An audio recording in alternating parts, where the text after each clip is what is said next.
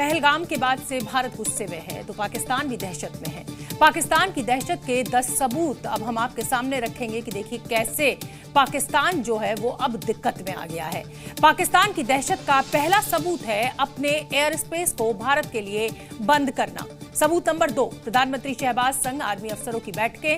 तीसरा सबूत, भारत के साथ व्यापार बंद, पाकिस्तानी शेयर मार्केट में भारी गिरावट, पाकिस्तानी पेट्रोल पंप पर लगी लंबी लंबी लाइनें, एटीएम मशीनों पर पैसा निकालने की होड़, पाकिस्तानी आर्मी वायुसेना हाई अलर्ट पर, पाकिस्तान ने बाघा बॉर्डर भी किया बंद। 9वां सबूत, पूरे देश में अफरा तफरी का माहौल है और 10वां सबूत, स्कूलों अस्पतालों में अघोषित छुट्टी जैसा सन्नाटा है। भारत के तेवर देखकर पाकिस्तान की हालत खराब है। डर के मारे, जिसे कहा जाए कि उसकी भी हालत जो है वो जाहिर नहीं कर पा रहा है। पाकिस्तान के आकाओं की सिट्टी-पिट्टी गुम है। वो भारत की हर आहट से इस समय डरे हुए नजर आ रहे हैं। आलम यह है कि पाकिस्तान के हुक्मरान उल जुलूल बयान तक दे रहे हैं। पाकिस्तान के रक्षा मंत्री ख्वाजा आसिफ की बातों से तो ऐसा ही लग रहा है। पाकिस्तानी न्यूज चैनल पर बैठकर ख्वाजा आसिफ नई नई थ्योरी सुना रहे हैं और पहलगाम हमले को भारत की साजिश बता रहे हैं। सुना आपने, ख्वाजा आसिफ अपने आकाओं के गुनाहों का ठीकरा भारत पर ही फोड़ रहे हैं और साथ ही साथ प्रोपेगेंडा भी फैला रहे हैं। उनकी बातों से तो ऐसा ही लगता है, क्योंकि वो कितना भी छिपा लें, उनकी बातों में मजबूरी और डर दोनों झलक रहा है। ख्वाजा आसिफ कितना भी झूठ पर पर्दा डाल लें, लेकिन उस सच को कैसे छुपाएंगे जिसका खुलासा उनके ही मुल्क पाकिस्तान के एक जर्नलिस्ट और पूर्व पाकिस्तानी सैनिक ने किया है। वरिष्ठ पाकिस्तानी पत्रकार आदिल राजा के मुताबिक पहलगाम में हुए आतंकवादी हमले के पीछे पाकिस्तान के सेना प्रमुख असीम मुनीर का हाथ है। आदिल राजा ने खुफिया सूत्रों के हवाले से दावा किया है कि मुनीर ने जानबूझकर ये हमला करवाया। आदिल राजा के इस खुलासे ने पाकिस्तान में भी हलचल मचा दी है। यही नहीं, आदिल राजा ने पहलगाम हमले को पाकिस्तानी सेना, पाकिस्तानी सरकार और पाकिस्तानी एजेंसी की बेवकूफी बताया है, क्योंकि पाकिस्तान को इसका भारी नुकसान उठाना पड़ेगा, जिसकी शुरुआत हो चुकी है।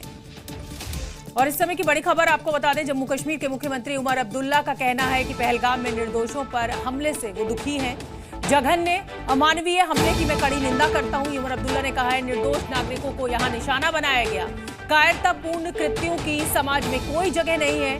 भारत के विचार के मूल्यों पर यह सीधा सीधा हमला है। ये मुख्यमंत्री उमर अब्दुल्ला का कहना है। केंद्र सरकार के फैसलों का समर्थन करते हैं।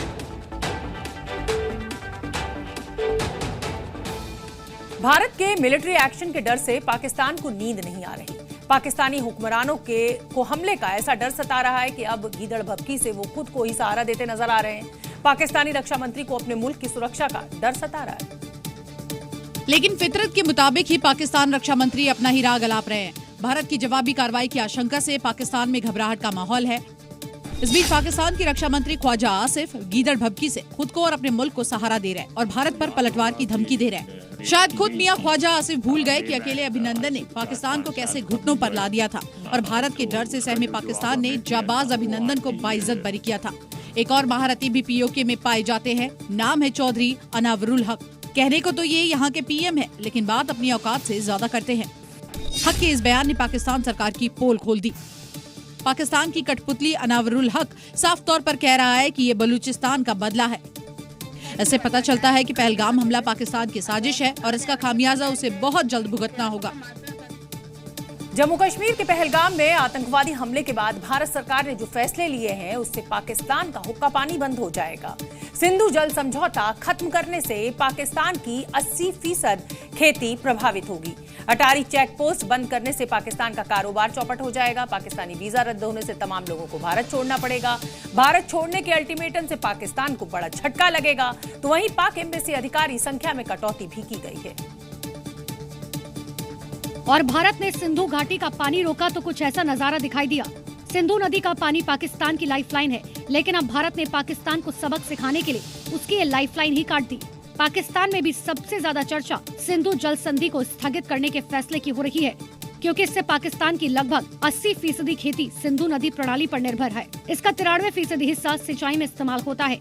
पाकिस्तान के कराची, लाहौर और मुल्तान सबसे अधिक प्रभावित होंगे। पाकिस्तान के कई पावर प्रोजेक्ट भी इस सिंधु जल सिस्टम से चलते हैं। यानी इस फैसले से पाकिस्तान बूंद बूंद पानी को तरस जाएगा, जिससे पाकिस्तान तिलमिला गया। पाकिस्तान के विदेश मंत्री इसहाक डार का डर साफ दिखाई दिया।